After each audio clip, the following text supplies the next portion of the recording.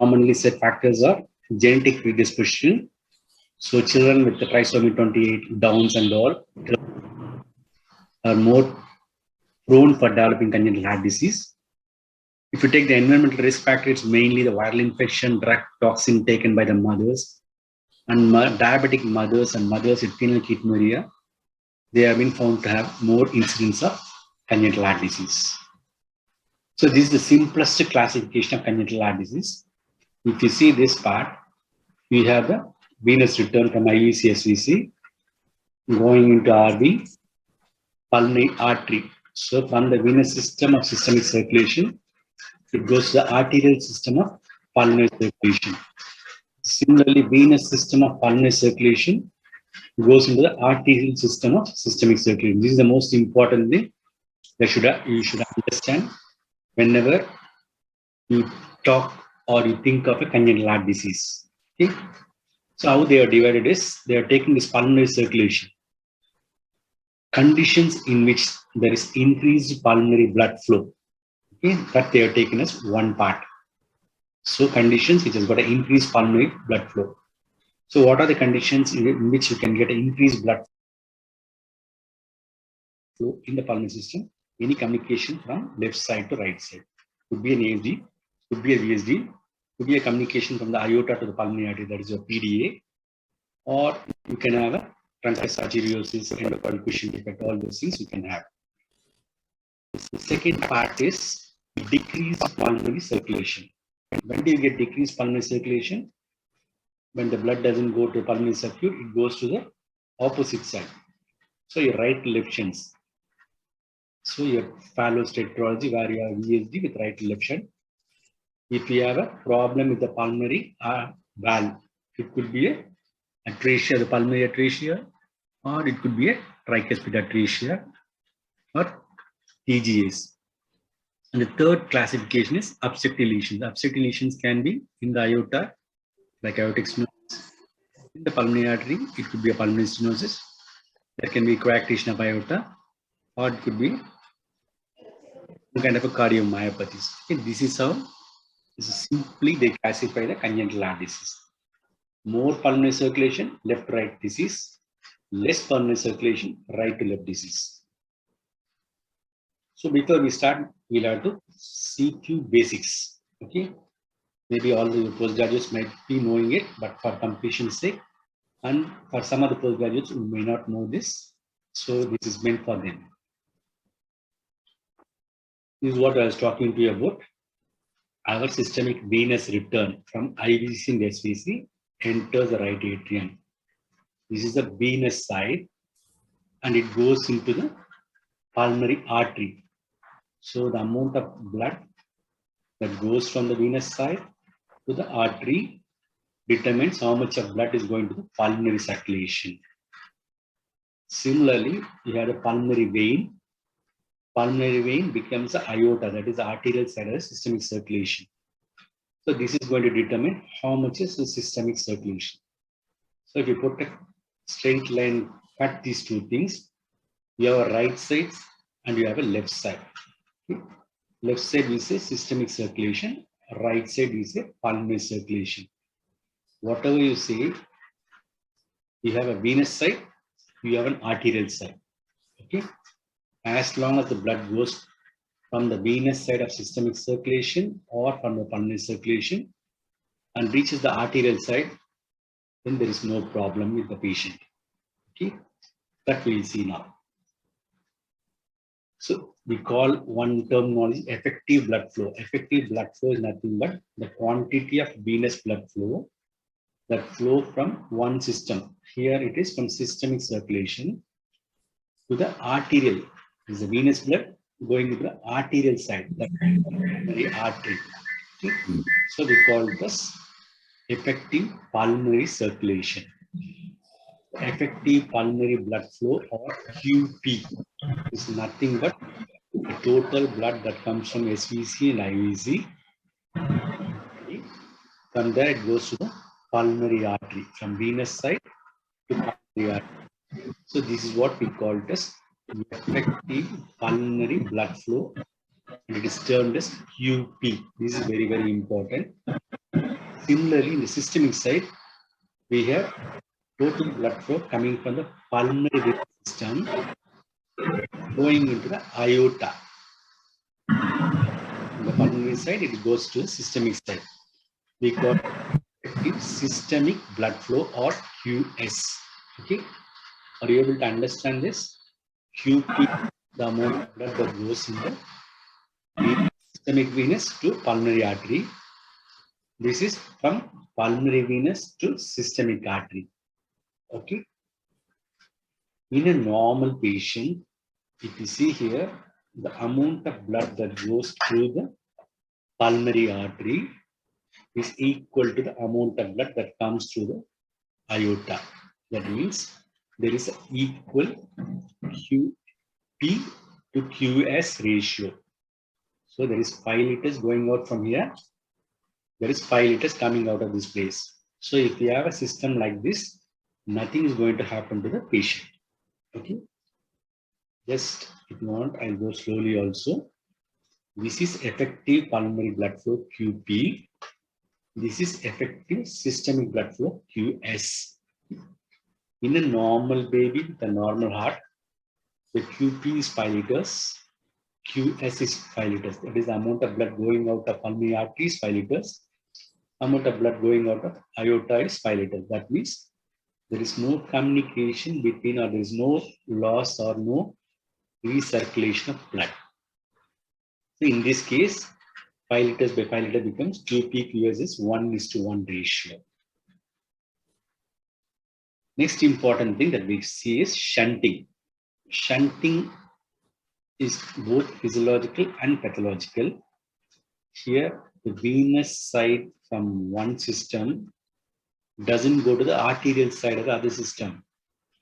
Instead, the venous side from the systemic circulation goes into the same arterial side of the same system, systemic circulation. So the blood goes from the SVC, IVC, or right atrium or right ventricle to this side, left ventricle, left atrium, or into the aorta. Okay?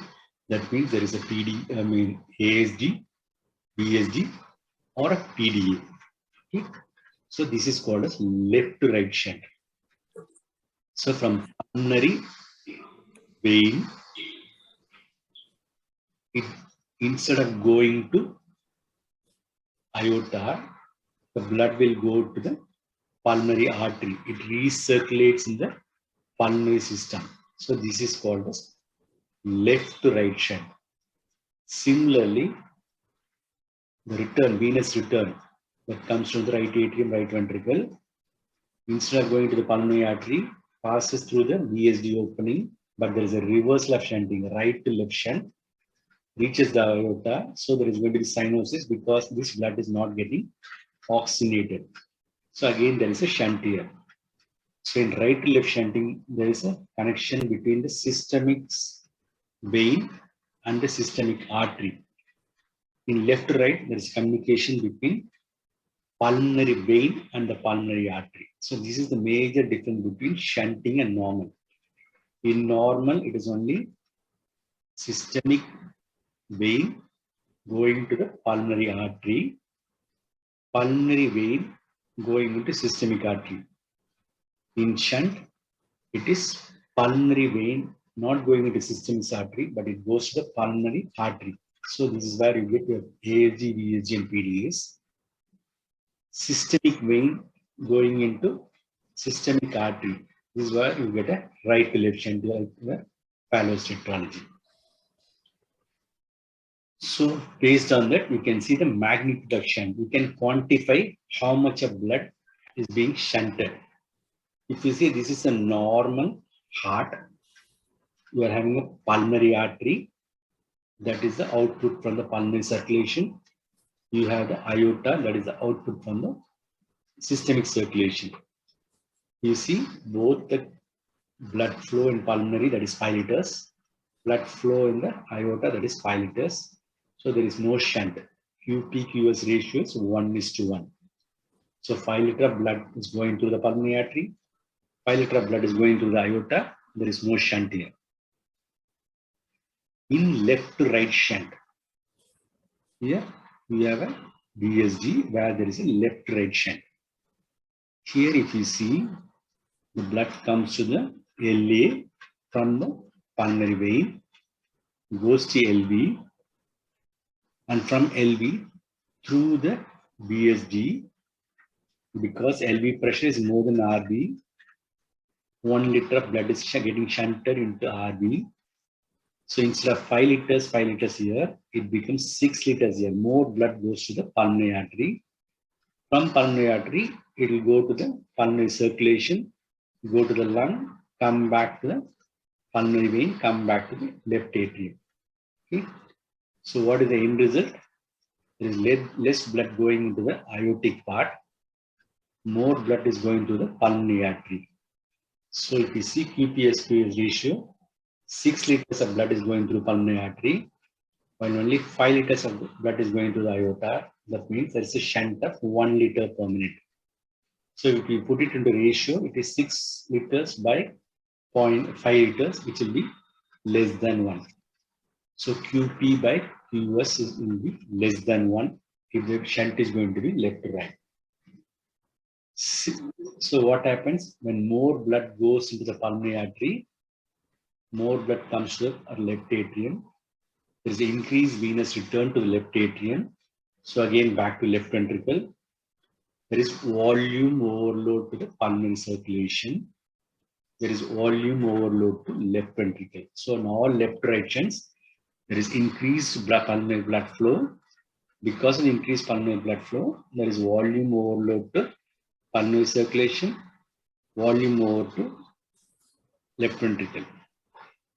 If this shunt is going to become more, what is going to happen is, it is going to affect the right ventricle also. If the shunt becomes 3 times or 4 times the normal, there is going to be volume overloading in right side also. This will end up in biventricular failure or cardiac failure. So this is about left to right shunt. So we should know what are the signs and symptoms of any child with a heart failure. It will not be like an adult sitting or leaning forward, breathless and all. These are the clinical symptoms. Dyspnea during feeding. Child cannot do a proper breastfeeding because of the child is not able to breathe properly. Whenever the child breathes, there will be sweating. There will be tachycardia, tachypnea, frequent respiratory tract infection because the lung is flooded, left right shunt, increased pulmonary circulation. Because of hypoxia, the child will be irritable, restless. Most important thing to diagnose is the hepatomegaly in pediatrics. We don't get a raised JVP in pediatrics, we get hepatomegaly in pediatrics. Okay? These are the signs and symptoms suggestive of heart failure in children. The most important thing is we don't get a distended central jugulars or dependent edema, which we normally see in adult with failure.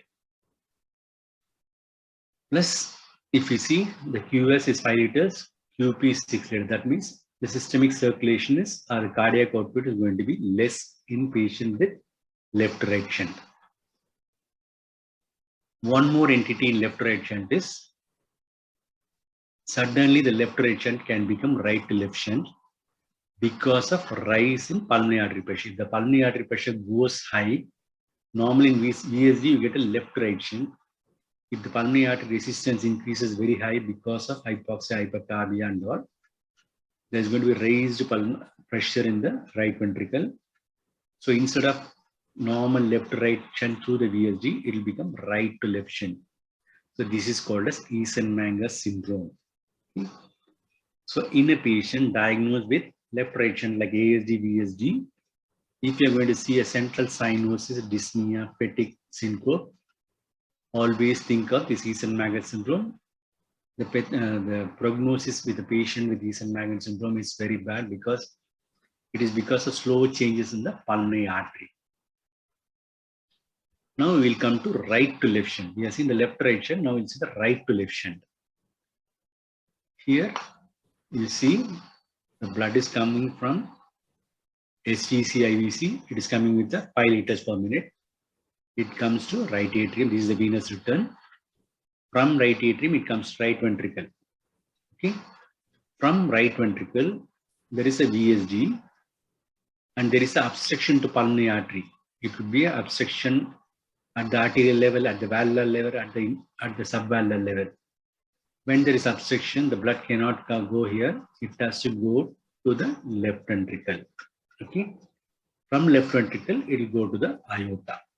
So this is a right to left shunt at the level of your ventricular septum. So let us see what happens to the amount of blood flow.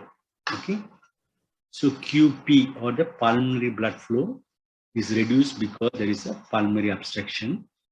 Because of pulmonary obstruction, the hole in the ventricle, the blood, 5 liters of blood that comes here from RA to RV, instead of going to the pulmonary artery, is getting shunted into the left ventricle.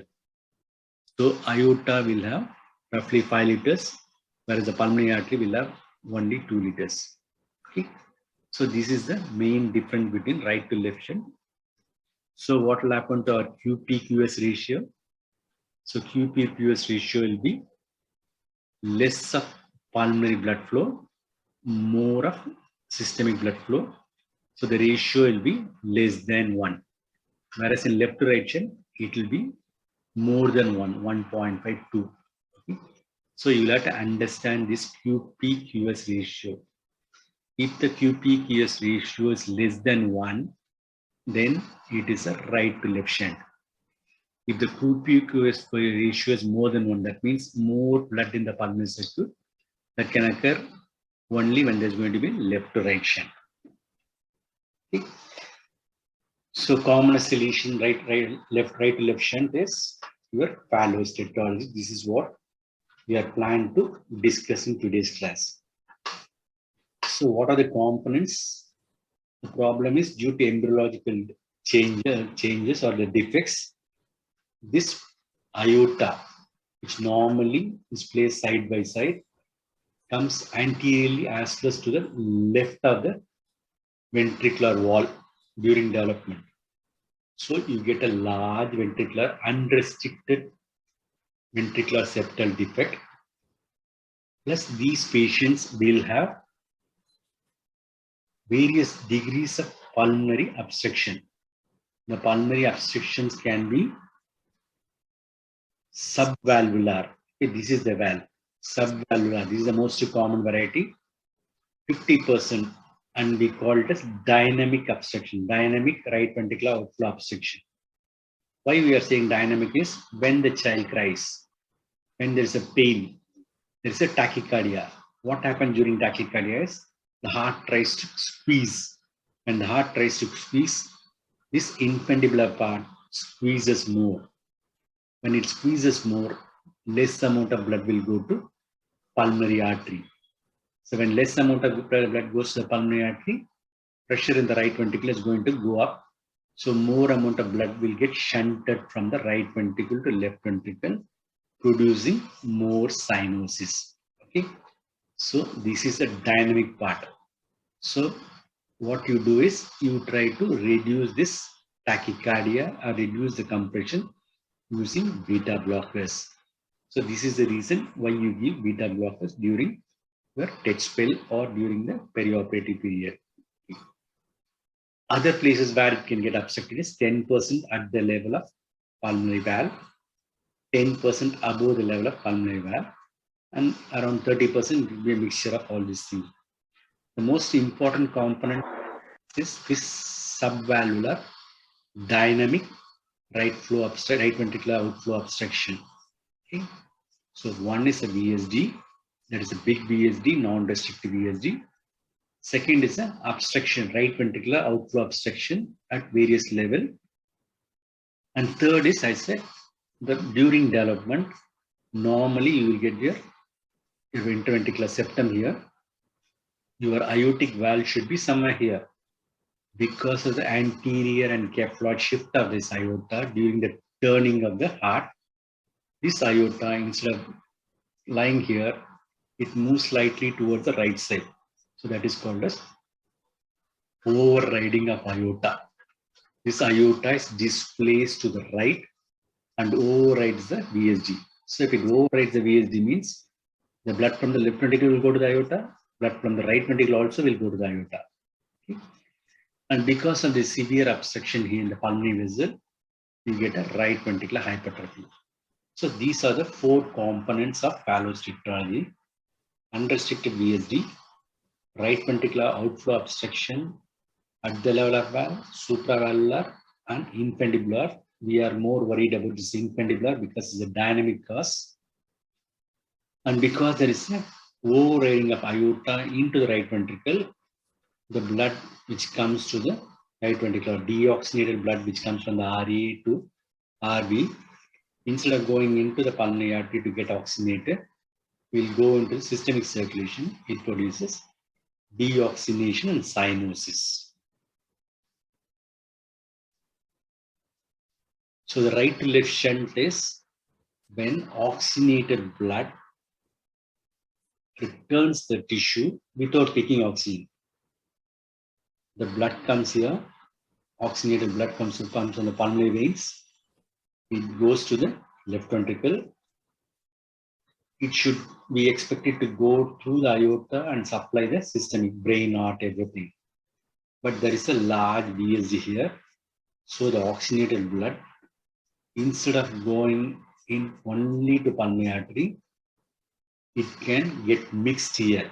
Okay, intracardiac mixing with the cyanosed blood. And because the blood is not going into the pulmonary artery, the mixed blood goes to the patient's systemic circulation, producing cyanosis. You can clearly see here the saturation at the level of RE, that is the systemic venous return, is 60. Okay, this goes to the RV. Again, it should be 60. But here there is a VSD, there is some amount of mixing is there. Because of the mixing, it becomes 65. It goes to the main pulmonary artery to get oxygenated, and it comes to the left atrium fully oxygenated. And from left atrium, it will come to left ventricle. It should be fully oxygenated. Then what is the problem? Problem is you have a deoxygenated blood here, and the amount of blood that goes to the pulmonary artery is reduced. There is a large VSG, so there is a mixing. Because there is a more pressure in the right ventricle compared to left ventricle, the shunt is from right to left. So there's going to be maximum mixing. Instead of 95% saturation, what that comes out is only 80 or 70 or 60. So normally, if you see a TOF patient, their saturation will be roughly around 80. Even if you give oxygen, 100% oxygen, it may not go more than 2 or 3. So from 80, it might go to 82, 83, 84. Because the problem is not with oxygenation, the problem is only shunting. Okay. Plus, as long as the hemoglobin concentration is below 5 grams, there will not be any cyanosis. Once the hemoglobin concentration is above 5 grams, you will see the cyanosis. So the main problem in TOF is mixing and cyanosis. Cyanosis will produce lots of problems which are going to become complications of Phallostetology. So why do you get cyanosis? There is a limited pulmonary blood flow because of the obstruction of the suprapulmonary, pulmonary and infrapulmonary right ventricular outflow tract. Plus there is a large VSD, so there is an intracardiac mixing. So there is poor oxygenation, plus there is mixed shunting, right to left shunting here. So this produces cyanosis. So what are the complications the patient will have when there is a persistent cyanosis? When there is going to be decreased oxygen supply to the cells, the erythropoietin start producing more RBCs. So you get polycythemia. When there is polycythemia, hematocrit will go up. And when there is going to be slight dehydration, there is going to be sludging, thrombus formation. So you get thromboembolism, including stroke in a patient with Phallostetology. This is because both there is less amount of blood going into various tissues, producing venous stasis, plus this polycythemia and increased hematocrit producing thromboembolics. So that is the reason The commonest non-cardiac surgery that we do for Fallot is brain abscess. Okay. Plus, you will get other things like chronic hyperexcitability, clubbing, etc. So, I said polycythemia is associated with increase in blood viscosity because hematocrit goes high. This produces red cell sludging and thrombus. When the hematocrit level goes above 65, we may have to think of doing a preoperative phlebotomy and IV fluid management because the rheology of blood flow will get decreased. So best thing will be to maintain adequate preoperative hydration in children with cyanotic heart disease. So whenever you have a child with cyanotic heart disease, you reduce your pre-op nil oral status. Try to give more oral fluids. If not, start the patient on IV fluids. Okay? Otherwise, you will end up in producing thromboembolic phenomenon. These patients with cyanotic heart disease are associated with bleeding disorder also. One part is thrombus, another part is bleeding disorder. This is because they are associated with thrombocytopenia, and whatever the platelets that are available are qualitatively not good. Plus, there are also certain clotting factor abnormalities. All these things put the patient both in thrombus condition as well as in bleeding condition. So you'll have to be worried when you take up these patients for any surgery. Then I had said there is a right ventricular outflow tract obstruction at the supravalvular, valvular, or infundibular spasm. So there is going to be increased wall tension in the right ventricle. You know, whenever there is increased wall tension, there is going to be a supply-demand relationship will be affected with oxygen. So these patients are prone for right ventricular failure. So if there is going to be right ventricular failure, when you give propofol to these patients, the patients will immediately crash. So you need an echocardiograph and find out how is the right ventricular contraction. This is very, very important. One more important thing is, you said the blood comes from here only. We are going to put a central line or whatever peripheral line. The blood is going to come here. We are going to give IV fluids through here. It is going to come to RE. In TOF, the problem is there is a big hole here, and the pressure in the RV is higher than the pressure in the LV. So there is a right to left shunt. So if you are not careful with your IV lines, if you put some air bubbles in the line, the bubbles will come to RE, RV. Normally it should go to the pulmonary artery where it can get filtered out. But here it's not so. So the air bubble from RE and RV will go to LV from aorta. The first branch of aorta is the coronaries. So it can produce problem in the coronaries. It can produce problem in all the paradoxical embolic events can occur. So be very careful when you give IV fluids for these patients. Okay, that is some basic things about your changes in Phallostetology. Whenever you have a congenital heart disease, shunts, the only thing to do is and manipulate the systemic vasculature, or you can manipulate the pulmonary vasculature. The shunt is at the level of VSD, that is right to left shunt. Okay? From here it goes to left side, so cyanosis. So how can it prevent this cyanosis increasing? That is my issue. So there are certain things that you can do to manipulate the pulmonary vascular resistance and systemic vascular resistance. So things that are going to decrease the pulmonary vascular resistance. So if the pulmonary resistance decreases, more blood will go to the pulmonary circuit, and there will be better oxygenation. The amount of cyanosis will in patients with right to left shunts. Okay. So what are the methods available? You can hyperventilate the take the patient to respiratory alkalosis, that will produce pulmonary vasoconstriction. You can use pulmonary vasodilators like nitric oxide or your volatile anesthetics in a lower concentration. They are all pulmonary vasodilators. One of the very important pulmonary vasodilator is oxygen. Okay, so if you give oxygen to these patients, they produce some amount of pulmonary vasculature. So during TET spell, you give oxygen only to dilate this vasculature so that more blood will go from the right ventricle into the pulmonary circuit to get oxygenated. Okay. So these are the methods by which you can decrease the pulmonary vasculature. What are the causes for increasing pulmonary vasculature? Okay, the causes for increased pulmonary vascular resistance are hypoxia, hypercarbia, these are neonatal goals. Hypoxia, hypercarbia, hypothermia, acidosis, pain-producing catecholamines, your IPPV, positive PEEP. If you give a PEEP here, going to produce constriction here.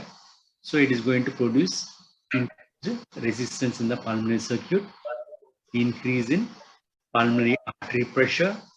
When the pulmonary artery pressure raises up, right ventricular pressure is going to go up. When the right ventricular pressure goes up, if you are going to have a patient with left to right shunt, the amount of shunting will get reduced. Now coming to the systemic circulation, the methods by which you can reduce this systemic circulation. If you reduce the systemic resistance, more blood will go into the vein. The methods are, you can use vasodilators. You can give an epidural or spinal that will produce sympathetic blockade and it will open up the vasculature, systemic vasculature. Deep general anesthesia will produce systemic vasodilatation. Here is a hypothermia producing pulmonary vasoconstriction. Here, hypothermia. If you keep the patient warm, the systemic circulation will open up. Methods by which you can increase or make this systemic vessels to constrict is sympathetic stimulation. The most important thing is vasoconstrictors. Okay, if you give a vasoconstrictor, this will increase the pressure resistance here. It will increase the pressure in the aorta. It will increase the pressure in the left ventricle. So whenever you are going to have a right to left shunt, if you give phenylephrine, you have a patient having a VSD, there is a right to left shunt, patient is gone for spill, so I'll give a phenylephrine so that this part gets vasoconstricted, so the pressure is transmitted back. The right ventricular, left ventricular pressure goes above the right ventricle or it increases near the right ventricular pressure. So due to this, the shunting, amount of shunting gets reduced. The intracardiac mixing gets reduced. We expect more blood to go instead of through the right to left shunt, go through the pulmonary artery into the pulmonary circulation. So you get better oxygenation. So this is the treatment of TET spills. Okay. So these are the various manipulations you can do. You should always think of these things whenever you are doing a congenital heart disease patients. You can increase the SVR, you can decrease the SVR, you can increase the PVR, and you can decrease the PVR. These manipulations are the vascular resistance is important in managing a patient with congenital heart disease, more so with shunts. So if you go in depth, how are we going to control the systemic vascular resistance? So here you are having a patient with left to right shunt. Okay. So I'll give some inhalation agent or some agent that is going to decrease my systemic vascular resistance. If I decrease systemic vascular resistance, the blood will not go from left to right, the blood will go into the aorta. That means I'm reducing the shunt factor either in the PDA level or in the VSG level or in the AAG level. So if you have a left to right shunt, you can decrease the systemic vascular resistance. So you can boldly give epidurals. You can take the patient into deep general anesthesia, or you can use vasodilators. So if you have a right to left shunt at the level of VSG, that is a Phallostetology, I can increase the systemic vascular resistance by giving phenylephrine. So blood cannot come here. So pressure will rise up here.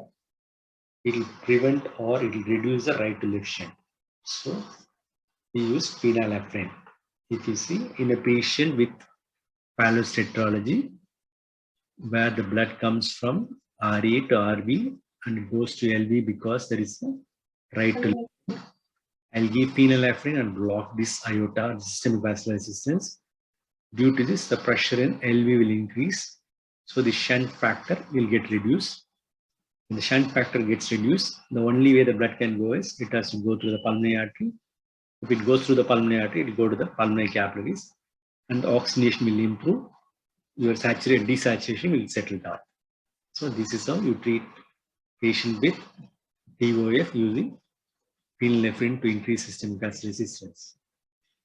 Pulmonary vascular resistance in patients with right to left shunt. Okay, if you increase the pulmonary vascular resistance here, so what will happen is it will increase the right ventricular pressure. There is going to be more shunting, more cyanosis, and patient will die. So in patient with right to left shunt, avoid increasing pulmonary vascular resistance. So avoid hypoxia, hypercarbia, hypothermia, IPPV with PEEP and acidosis. So in patient with left to right shunt, you want the pulmonary vascular resistance to be reduced so that there will be better output. So methods of decreasing this pulmonary vascular resistance is oxygen is a pulmonary vasodilator, nitric oxide is a pulmonary vasodilator. You can do hyperventilation so that you reduce the carbon dioxide content that is producing alkalosis. Sometimes if you have systemic, metabolic acidosis, you can give soda bicarb. Okay, these things will reduce the pulmonary arterial pressure, so there will be more flow into the pulmonary circuit. So knowing that, we'll come back to our case of TOF. Things to avoid in TOF are there should not be a decrease in systemic vascular resistance. If there's going to be a drop in systemic vascular resistance, the pressure in the LV is going to go down. So the amount of shunting from right to left is going to increase. So there's more mixing, more desaturation. The patient will go in for hypoxia, anaerobic metabolism, and death. Okay. So if you have a patient with TOF, don't decrease the systemic vascular resistance. So be careful during induction, during the regional analgesia, everything, and always keep vasoconstrictors. Don't give vasodilators in a patient with right to left shunt. Okay? Avoid pulmonary vascular resistance. If you have a patient with hypoxia, hypercarbia, any increase in pulmonary vascular resistance is going to come as a back pressure. The right ventricular pressure will go up. Already it is high because of the this raised right ventricular pressure is going to increase the shunting. Okay, if there's going to be increased shunting, hypoxia, patient is going to die. So things to avoid in patient with TOF or right to left shunt are decrease in SVR or increase in PVR. So things to be done. So if you have a patient with cyanosis with the shunting, maybe a Phallostetology, this slide is your take-home slide. Okay, things to do is increase this systemic vascular resistance. So keep a drug that is going to vasoconstrict here, phenylephrine. Okay. Then decrease the pulmonary vascular resistance. I want more blood to go to the lung to get oxygenated. So I like to have pulmonary vasodilators. I like to hyperventilate. I like to avoid acidosis and keep the patient in alkalotic state. Okay. So take home message from this class is if you have a patient with cyanotic heart disease, right to left shunt, things that I'll keep are I'll keep phenylephrine ready. Okay. Then I try to avoid hypoxia, hypercarbia, acidosis that is going to produce vasoconstriction. Okay, that is the basics. Now we'll go to our Phallostetology. So we already discussed Phallostetology. They have an unrestricted, non-restrictive, large VSD, right ventricular outflow tract obstruction 3 levels. We are worried about the infundibulum level. There is an overriding of aorta into the right side. Then there's the obstruction. There's going to be right ventricular hypertrophy. The factors that determine the severity of TOF. Okay, you would have seen, you would have heard something called as pink TED or blue TED. Okay, So that depends on how much of this pulmonary vasoconstriction is there, or right ventricular outflow obstruction is there. How big is your VSD, and what is the pressure difference? The factor that determines the severity and cyanosis depends on the degree of right ventricular outflow tract obstruction. More it is obstructed, less blood will go to the lung, so patient is going to deteriorate or become cyanosis. Relative pressure between right ventricle and left ventricle. Because of this obstruction, there is going to be a raised right ventricular pressure. During infundibular spasm, this pressure is going to go more.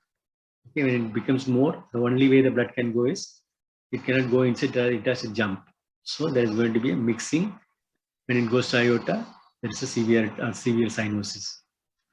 Third is the proportion of aorta overriding the VSD. Certain conditions, the aorta will be on the left side alone. And many severe TOF, the aorta will be almost inside the right ventricle, something like a DORV. Okay, double outlet ventricle. So these are the factors that determine the severity of TOF. So TOF is classified into pink, blue, and profound cyanosis. When we say pink Fallot means there is obstruction somewhere in the supra-pulmonary area or in the pulmonary area where there is not much of obstruction. The blood is able to go into the pulmonary artery, get oxygenated. The patient has got some amount of pulmonary, right ventricular outflow obstruction. The patient has got a VSD. There is a mixing. There's a minimal RVH. So that is called as pink tetrology of Fallot. So no or minimal right ventricular outflow obstruction, little aortic overriding, VS simply like an VSD with a reverse shunting. Okay. And the classical blue tetralogy is where you get the infundibular spasm plus also a valvular obstruction. So there is definitely a right ventricular outflow obstruction. The aorta is definitely pushed well into the right ventricle. So there is going to be intense mixing. So you are going to have cyanosis. So the babies will be cyanosed. So blue tetralogy of Fallot. Then there is another condition called a severe or profound cyanosis, Phallostetology. That occurs when there is going to be a 100% block, that is pulmonary atresia or a tricuspid atresia, where nothing comes into the right ventricle.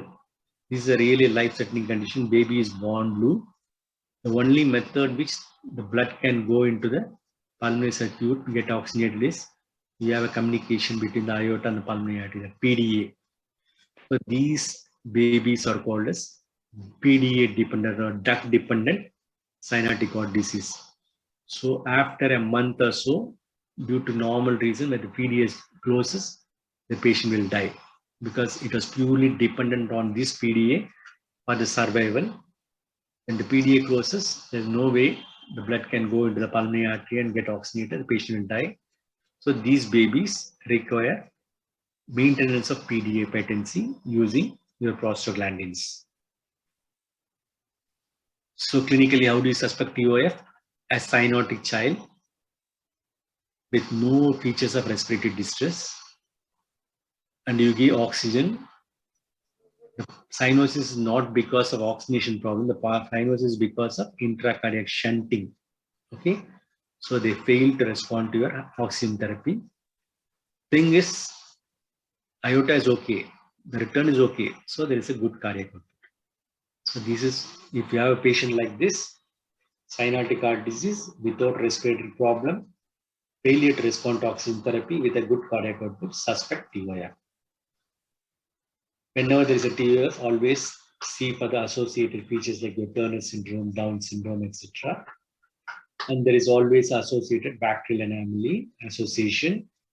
They can have tracheoesophageal fistula and all. So you'll have to, once you see one anomaly, always search for other anomalies. So that is the teaching of neonatal anesthesia. Other clinical features are cyanosis, depending upon the right ventricular outflow tract obstruction, can be gradual or severe. Low SpO2 with little response to oxygen therapy. There will be heart murmurs, which could be due to pulmonary problem, not because of VSG. VSG in these cases doesn't produce murmur because it is not a small VSG, it's a large non-restrictive VSG.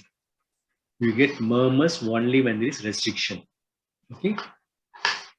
Then there will be a classical history of spell episode where the child is getting agitated, distressed, becoming cyanose, becoming unconscious.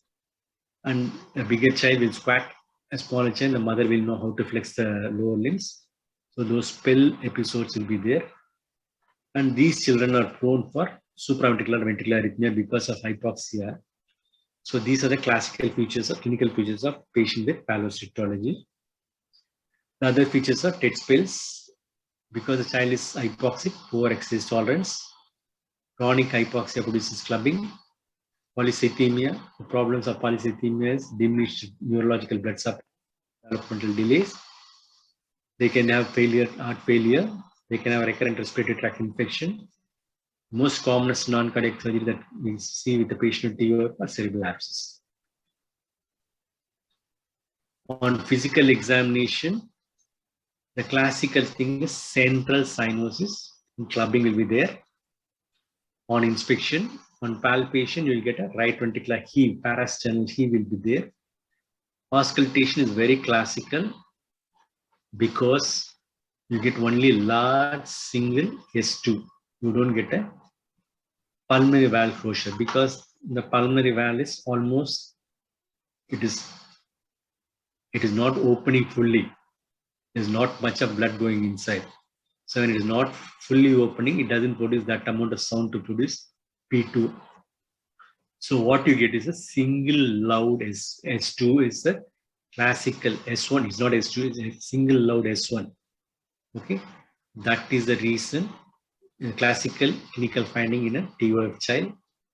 You will get a systolic murmur, but systolic murmur is not because of VSG, because it's a large VSG. Because large VSG will not produce any resistance or any sound. The sound is because of the blood passing through the obstructed right ventricular outflow tract. So you get a ejection systolic murmur. So that is what you hear. When the baby goes for a TET spell, it goes for a severe spasm. No blood will go inside. So you will not hear any murmur during TET spell. Plus the patient can have problems of signs and suggestion of congestive heart failure. So if you take an X-ray-chest, it's a classical X-ray-chest of a TOF. You get a boot-shaped heart. The heart is upturned because there is a right ventricular hypertrophy. If there is left ventricular hypertrophy, the heart will be somewhere here. The apex will be here. This upturned boot-shaped heart or support heart is due to right ventricular hypertrophy, which is classical of Phallostetology. Because there is no blood going into the pulmonary circuit, you can get a concavity of the pulmonary segment. So the ascending aorta can be dilated, or sometimes you can get a right aortic arch also in these patients. ECG characteristically, you see a right ventricular hypertrophy, right axis deviation. You get a tall P waves in V1, and you get a tall R wave, and a slightly taller S waves. So if you add this, you get a right ventricular hypertrophy pattern. If you do echocardiography, classic right ventricle, left ventricle separated by a large VSG. You can see the aorta is overriding the VSG. Okay, it will classically give you the shunting. Plus, you can find out any other intracardiac anatomy. You can find out whether how severe is RVO2. You can also find out whether the obstruction at the level of pulmonary valve or it is an infundibular obstruction. All these things you can be able to find out in a patient with TOF when you do an echocardiography. And we already discussed about this duct-dependent circulation. If you have a severe pulmonary stenosis or a tricuspid stenosis, no blood will go here. So this baby will be born blue. The only method by which oxygen, lung can get oxygen is blood coming from aorta, entering to PDA, going into pulmonary circulation. Okay. So after some time, when the PDA closes, the patient will die. So for these severe patients, what you're supposed to do is you'll have to maintain this patency of PDA. You maintain using a prostaglandin like alprostryl or prostrin E2. Okay, we have seen the various issues in TOF. Now we should see what are the complications. The most important complication, both clinically as well as for an exam point, is a TET spell. Okay, that's why I'm going to elaborate more on TET spell. The second thing is the most common non-cardiac surgery that we get is cerebral abscess because of polycythemia, dehydration, venous status. Then all these patients, cyanotic heart disease patient, there's always a chance of infected endocarditis.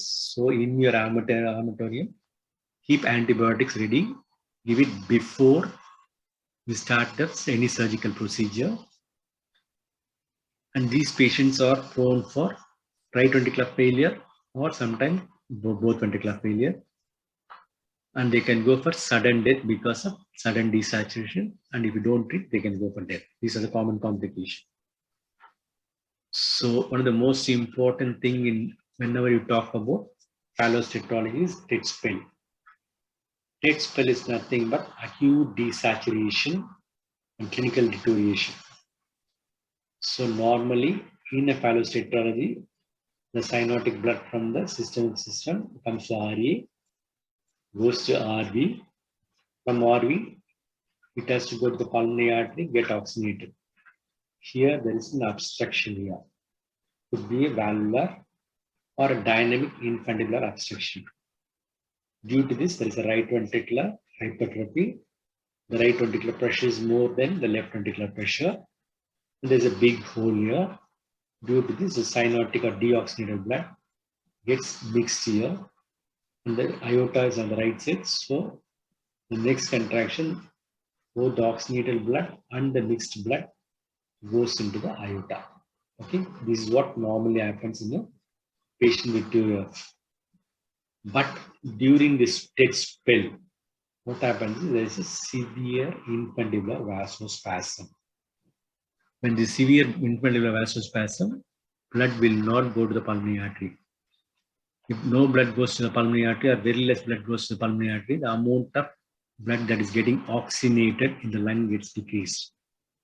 So deoxygenated blood comes through the pulmonary vein to LA, from there LV. Because there is high pressure, whatever the deoxygenated blood that comes from the systemic circulation also mixes.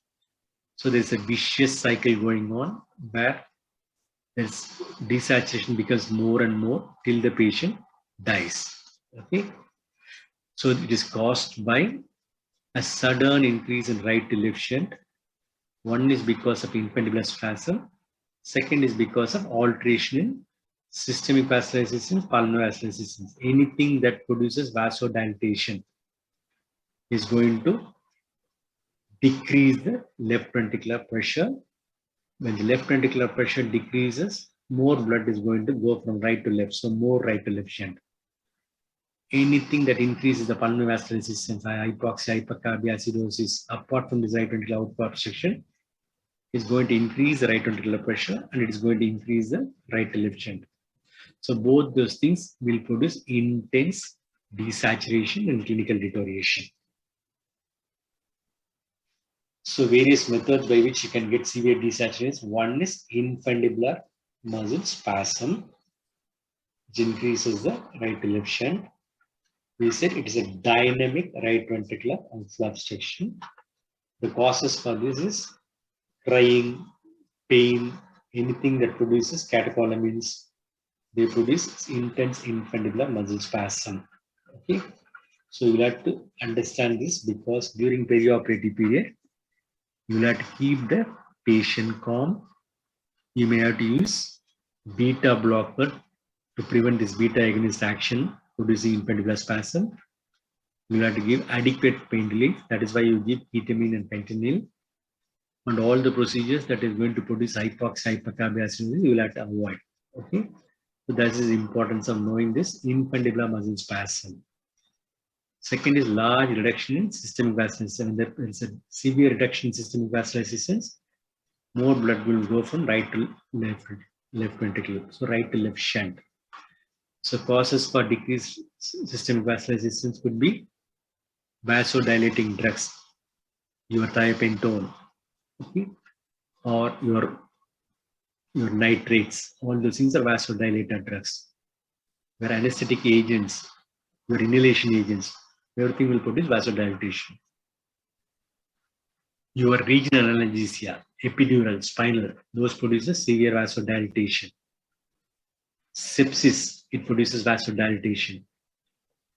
The patient taking hot baths, producing peripheral vasodilatation. Everything opens up the systemic vascular resistance and reduces the systemic vascular resistance. When the systemic vascular resistance reduces, there's going to be right to left shunt. So severe cyanosis. So second part, which produces dead spell.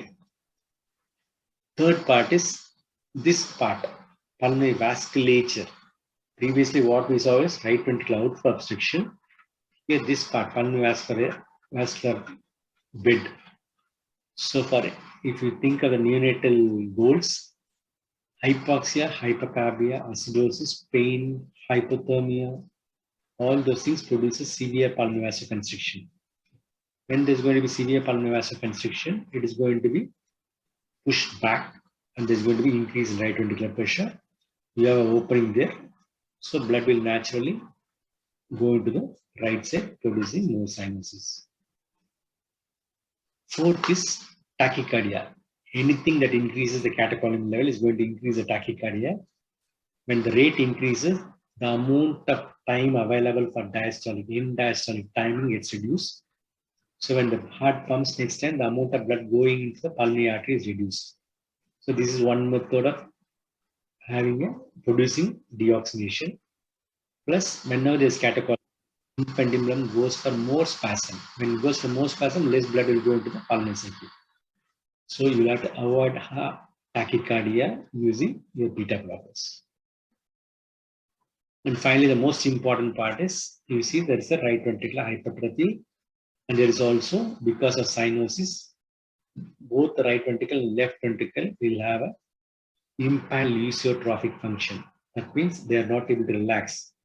When they are not able to relax, there is going to be a rapid rise in the end diastolic pressure, and to push more blood into the pulmonary artery and into the aorta, you may have to increase your venous return. That means you will have to give some bolus of fluid so that it goes into the pulmonary artery. So this is one method of treating your dead spell.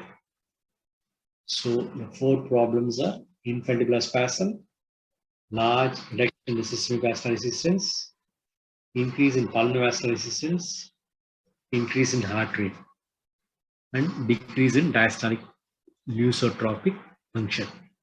Okay. So these are the problems that are going to trigger. So what are the triggering factors? For infundibular spasm is sympathetic stimulation, pain, anxiety. So good pain relief, good pre-medication, no IM injections, be careful with the venipunctures, avoid sympathetic mimetic drugs, avoid exercise, child crying, feeding, defecating, all those things can produce catecholamine excess, produces obstruction of the right ventricular outflow tract. Second is reduce systemic vascular resistance, the aorta. If you reduce the systemic vascular resistance, the pressure in the LV is going to go down, so more shunting. The causes are drug-induced or environment-induced. You'll have to be careful during induction of anesthesia. And the third is in the peripheral part of the pulmonary vasculature, pulmonary vasoconstriction, hypoxia, hypercarbia, and acidosis. So what are the classical clinical features? When the patient goes for spill, child cries, defecates, all those things, there is some amount of hyperapnea, catecholamine gets stimulated, the child goes in for infundibular spasm, becomes hypoxic, restless, agitated, breathless. If it's a bigger child knows how to sit. So they go for this squatting position.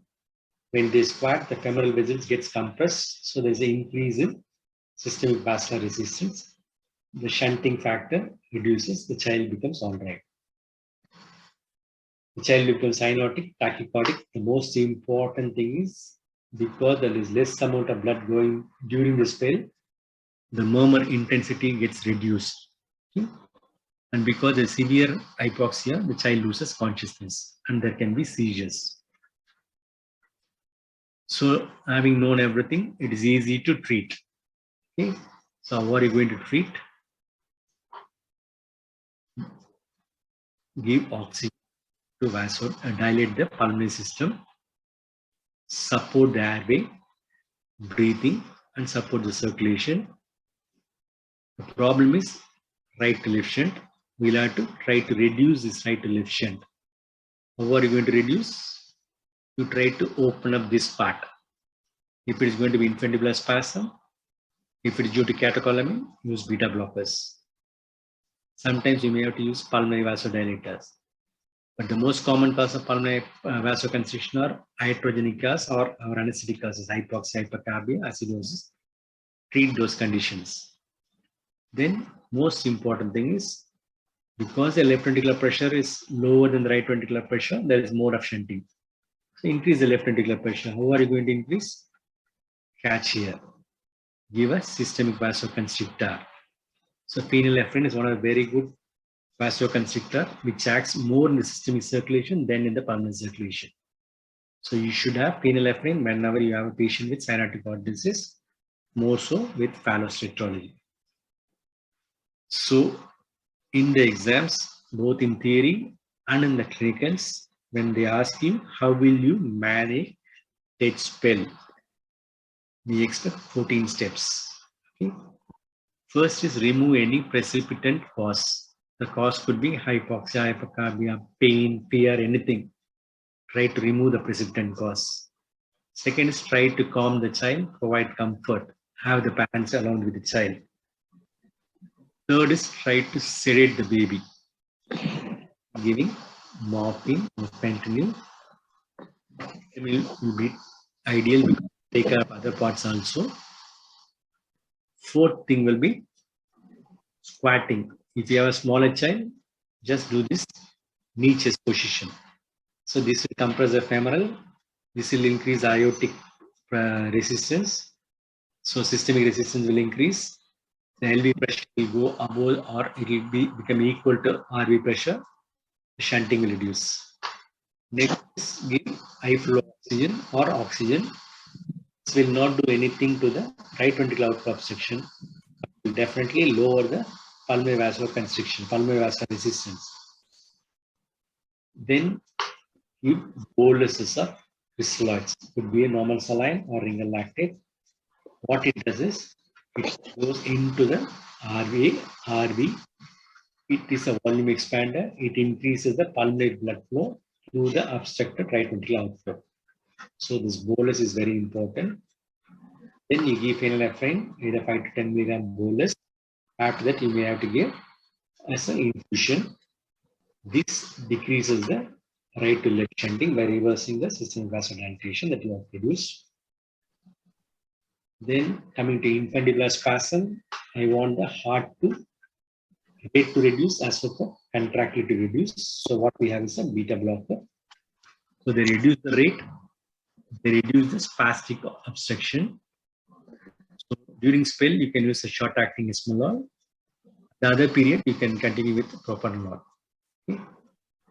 If you have a severe cyanosis, and if you are not sure whether the patient has got a duct-dependent Fallot, a severe type of Fallot, then you may have to maintain the patency of the PDA using prostaglandin infusion, either aldosterone or dinorpidine. 10th is avoid primary beta agonist sympathetic. So if there's going to be a drop in BP, usually use dopamine adrenaline. Unless the patient is severely bad, try to avoid giving beta agonist sympathomimetics to these patients. Even ephedrine also will worsen because that is going to act on the heart. You will intubate the patient, you will ventilate the patient. This is a place where you can hyperventilate the patient so that to reduce the PaCO2. We have already seen acidosis is going to increase the PVR. So create a respiratory alkalosis to decrease PVR, reduce the right to left shunt. If the patient is acidotic for a very long time, if your baby shows severe acidosis, then there is no harm in giving soda bicarbonate 1 to 2 milliequivalent. This will reduce the effect on systemic vascular resistance. But Don't give it before you see the ABG slip. If none of these 13 things are working, I think that is a time go in for an urgent surgical intervention. It can be a palliative or a complete repair. The palliative repair is nothing but there is an obstruction to the pulmonary vessel. So I can divert the systemic blood into the pulmonary artery distal to your main pulmonary obstruction, so that the blood will go from the aorta, will go through the duct or do through your conduct, go to the pulmonary artery, get oxygenated and improve the patient. This is a palliative surgery or a temporary surgery. There are various forms of systemic arterial pulmonary artery shunting. One is a Watterson shunting, second is a pot shunting, third is a classical Bullock shunting, where the left subclavian is connected to pulmonary artery. Okay. The corrective procedure for this is, if you already done a shunt, you will have to ligate the shunt. The problem is with the infundibulum of the pulmonary artery. So the infundibular resection to open out the right ventricular outflow tract. Then VSD that needs to be closed using a patch. Then RB to PA contact may be necessary if the patient has got a severe pulmonary atresia. Okay, that is about the management of TED spell. Okay. Now we are coming to our final part of our lecture. If this patient has come to you for a non-cardiac surgery, either emergency or elective surgery, and the patient is far away from cardiac surgical care, so how are you going to manage? You have no other way other to manage. So you do a preoperative assessment. How is the patient? What are the other anomalies? How is the patient's present saturation? All those things. We do a proper preoperative assessment, proper history, proper examination. Then you have to take care of the fasting guidelines. You have to be very careful in the fasting period. Then you have to do a good pre-medication. And then you have to think of infected endocarditis prophylaxis. So if in risk stratification, we have classified congenital heart disease into minor, major, severe risk stratification. And our patient who is a right to left shunt Phallostetology comes under severe form of risk in congenital heart disease. So we'll have to be very careful, give a high risk, explain with good informed consent to the parents. So coming to preoperative evaluation, first thing you see is how much is its cyanosis, whether its patient is really blue or pink. Okay. Then ask for the history of hypercyanotic spells, how frequently they are occurring. Okay. Do a spot check of SpO2. Okay. Normally for a blue Fallows, you don't expect a saturation of more than 82 to 83. Okay. Give oxygen, it will be only 1 or 2 will be increasing. Next, most important thing that you should see is see for the hematocrit. If the hematocrit is going to be very high, that means they are prone for thrombus. So you may have to do a phlebotomy or give adequate IV fluids to maintain the rheology. And we already said these patients are prone for both thrombus as well as for bleeding disorder. So check for coagulation studies. These are the preoperative evaluation you should do other than proper history taking and examination. Coming to NPO status, keep these patients well hydrated. This is the most important thing that you should understand. Cardiac patient, I not give fluids, nothing of that sort. If you have a Fallot or cyanotic heart disease, keep them well hydrated, because the prolonged NPO period is going to produce dehydration.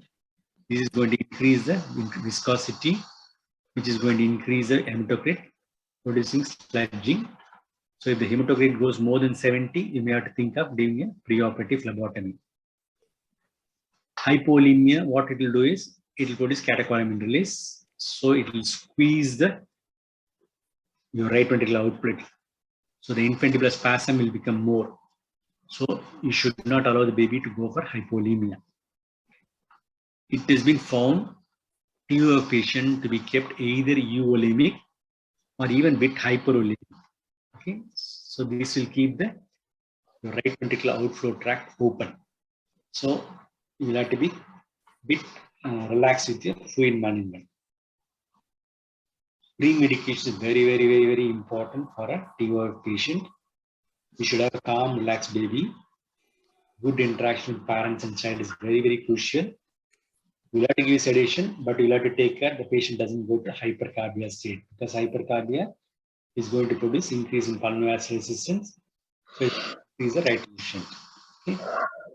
Try to avoid intramuscular injection. Try to avoid scary things in the theater, because anything of these things will produce anxiety, catecholamineralisis, so infundibulous spasm, increased cyanosis. So you have to be very careful. Carefully keep monitoring the SpO2 after you are given patient. The patient is calm. So you have to be very careful in this hypercarbia business when you are going to give pre-medication. Next important thing is the guideline says various conditions in which you will have to give infected endocarditis prophylaxis. One of the most important things is unrepaired cyanotic congenital heart disease, or TOF is unrepaired cyanotic congenital heart disease. So you will have bacterial endocarditis prophylaxis. You just prepare this because they will definitely come as a short notes. So there are various antibiotic regimes available. Commonly, what we use is amoxicillin oral or ampicillin IM. If it is not available, or you can go for a ceftriaxone. They are allergic to penicillin, then other things. So in the exams, don't say whatever antibiotic name that you know of. Say as per the latest available guidelines of American Heart Association. Okay, let us be very clear. So you will have to say the adult dose. Pediatric, say pediatric, you will have to say milligram per kg. So what is your primary goal in anesthetic management of TOF? There is right to left shunt I want to reduce. There is obstruction. If possible, I'd like to relieve the right ventricular outflow obstruction to avoid anything with the pulmonary vascular resistance. Okay. So if I do this, I'll have a better patient. I'll have a better systemic oxygen delivery. I'll have a reduced right left shunt. If it is not hypoxic, I'll be able to maintain the ventricular function. Not increase the ventricular contractility, because that will squeeze the right ventricular output. So by doing this, I should be able to maintain the cardiac output. So the cardiac grid for TOF is give adequate fluid, give slightly more fluid. So this will keep this right ventricular outflow tract open. Okay. And coming to PVR, I want to decrease the PVR. Decrease the PVR by avoiding hypoxia, hypercarbia, acidosis. Increase the systemic vascular resistance. Avoiding regional anesthesias. Using phenylephrine. Don't want tachycardia, but because that will squeeze this. So I'd like to use propranolol or contractility. I'm using beta blockers because I don't want this heart to be squeezed. When the heart gets squeezed, it's going to get squeezed. So important thing during induction is, when they ask you in the exam about the induction with inhalation and intravenous agent between right and left, forget the left right shunt. Nothing will happen in left right shunt. Everything will happen in the right to left shunt. So our TOF is right to left shunt. If you are going to use the inhalation induction, the induction is going to be prolonged. It is prolonged means you are going to give CO4 or anything here. It has to come here through the pulmonary vein.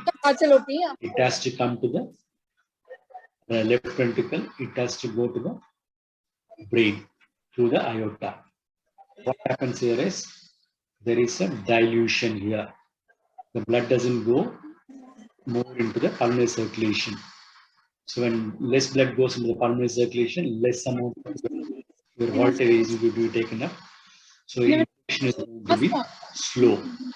Similarly, your recovery is also going to be slow. But the problem is to also this, instead of giving 4%, if you give 8%, 8% that has come will go to the brain. or to the heart. So it is going to produce more of a overdose problem. If you get overdose, you cannot eliminate the drug from the body because the pulmonary circulation is improper. So with induction, the problems in TOF is induction. There can be anesthetic overdose because of shunting here, and the recovery is also going to be slow. When it comes to intravenous agent, you are going to give your IV drugs here, which is going to go to the LA, RA, RV, and to the pulmonary circulation. It usually gets some kind of a dilution effect. But here, because there is a right to left shunt, the dilution effect is not there. So whatever drug you give here is going to immediately go to the brain, because it goes from the right to left into the coronary, into the aorta, into the brain. So we are going to have a rapid induction with IV agents. Slow induction with inhalation agent, rapid induction with IV agent. Important thing that you should understand during perioperative management is have a patient fully intubated, ventilated properly, because IV infection, hypoxia, hypercarbia is going to increase the pulmonary resistance. When the pulmonary resistance increases, there is going to be right to left shunt. So there's going to be deterioration. So maintaining the airway is very important. So for induction and maintenance, ketamine, because the ketamine has got a increased SVR capacity, whereas your doesn't increase SVR. Ketamine will be the ideal drug of choice for induction with TOF that can be combined with fentanyl. So during induction, I don't know, so I may give a esmolol to prevent the tachycardia, because that will prevent the. Now we have this dexmedetomidine. Use the baby with ketamine and maintain with dexmedetomidine. This is a very good combination, because the sympathoid inhibitory action of dexmedetomidine, because dexmedetomidine is normally produces bradycardia, that is balanced by the cardiostimulatory action of ketamine. So this combination of ketamine with dexmedetomidine very useful in reducing the right to left shunt. Ideal if you are going to use this for non-cardiac surgery of a patient with TOF. Volatile agents can be used. They can cause relaxation of the RVOT, but they should be used only in the lower concentration. If you give higher concentration, that will open up the systemic vascular resistance. So that will produce increase in right and left shunt. So you can use a low concentration of volatile agent. Of the volatile agent, halothane, which you don't have now, we had it. That is ideal because it acts mainly in the heart, less in the systemic vascular resistance. And it has got a capacity to relax the right ventricular infundibulum, but it is not available. So you can boldly use low concentration of sevoflurane. Avoid hypovolemia, avoid hypothermia, because they'll increase viscosity, they'll increase pulmonary vascular resistance. Give adequate fluids. Give warm IV fluid, because I don't want hypothermia. Be very careful with the IV lines. Paradoxical embolism possibility is there. So free of air bubble should be there in your lines. Good. Avoid the factors that are going to increase the pulmonary vascular resistance. This is the goal of your neonatal anesthesia or any anesthesia. Avoid hypoxia, hypercarbia, both metabolic and respiratory acidosis, hypothermia, or anything that is going to increase the sympathetic tone, like your light plane, etc. So keep the patient really deep. Avoid regional analgesia, renal anesthetics, which will produce sympathetic blockade. ABG will be ideal in this scenario, because pulse oximeter may not be reliable, because patient preoperative was 80, when it becomes 70, it is not going to show much. So ABG will give a better understanding of the oxygenation status. Management of pain is very important, but avoid regional, sympathetic blockade. Use some kind of a pain management which doesn't touch the sympathetic blockade. Fentanyl bolus and paracetamol infusion postoperatively are very good for pain relief. So that is about your TOF. So to conclude, I'd like to say things to be avoided in TOF are decrease in SVR or increase in PVR. things to do when you have a patient with severe TOF are increase the systemic vascular resistance and decrease the pulmonary vascular resistance. Thank you. So I'd like to once again thank Professor Shanta Madam and the KIMS opportunity to give a lecture on TOF. Why I chose TOF, I already said, it's one of the commonest thing that you get as an emergency in pediatrics, in clinical practice. Plus, you will definitely get this in your exams. Either so long it's a short part of this, in clinical cases, short case. Afternoon session, you can get a Fallot's X-ray. ABG, you can get all those things. You cannot escape from TOF. So that's it about today's class. Hello. Hello. Yes, madam. KRISHNAN, why the bright abscess is more in case of a TOF? What is the reason? The commonest reason is the thrombus, madam. Thrombus. Thrombus plus that hypoxia. Hypoxia, thrombus, there is sludging in the brain because the capillaries in the brain are moved. So the combination of a sludging, thrombus, hypoxia, everything makes that particular more vulnerable to abscess formation. Why not in other areas? Madam? Just for why not in other areas? Only in the brain. Mostly the brain, the capillaries are small when compared to areas. Yes. So there is more chance of sludging. The hypoxic injury is always there because in these patients. So brain takes more chances for getting infected and more for abscess formation. Yes. Incidence of TOF, sir? Madam, I can't hear you, madam. Incidence of TOF. Percentage, sir. It is roughly around 1 to 1.5%. In cyanotic heart disease, this is more. Are you getting frequently the cases, TOF, sir? Frequently you are getting, huh? Yeah, we are getting, madam. Almost. We'll get at least one case in 2 to 3 months. You'll be getting for non-cardiac. Non-cardiac emergencies.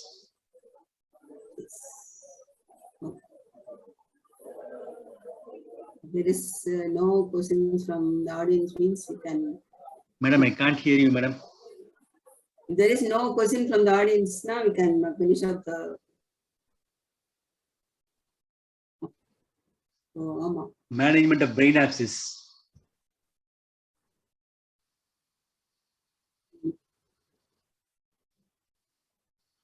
Yeah, with RBOT, where minimal blood flow into pulmonary tree, how pulmonary vascular resistance occurs. This rise in pulmonary ROT is totally different from pulmonary vasculature. ROT is at the level of the heart. Pulmonary vasculature is at the level of lung. The heart, the block is because of infundibular spasm or pulmonary valve stenosis. Whereas pulmonary tree, peripheral end of the pulmonary artery, those capillaries, the arterioles, they react by going in for a severe spasm with hypoxia, hypercarbia, acidosis, pain. Our goals in neonatal anesthesia. So two are totally different, but both will produce a rise in right ventricular pressure. Whenever there's going to be rise in right ventricular pressure, there is going to be increase in right to left shunting. So again, cyanosis, that vicious cycle continues. So that is a difference. Is there any other answers, sir? Yeah. So only thing I can't use, sir.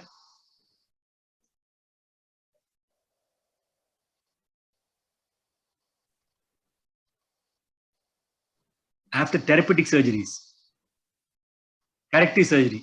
Corrective surgery, what a problem is, mainly they act on the right ventricle. They enter through the right ventricle, do all those infundibular and all. So most likely you will get lots of arrhythmia problem will be there. That is one of the commonest problem. Then they can also have problems with the rectal laryngeal nerve and all because of the surgical part, nerve injuries. So you can have airway problems because the bronchi is somewhere near. So mainly the arrhythmia problems. And that also depends on how well it is corrected. Survival is the main thing, yeah. Survival of the surgery is more Now it is improved, madam. Previously it was bad. In our hospital itself, the survival is better. Yes. Previously, with total correction, we had only around 15 to 20% survival. Yes. Almost reached 60 to 70% survival. It's a slow process because everybody gets trained, yes. And the equipments, everything is improving. Okay. So we're definitely seeing a better output. Yes. Okay.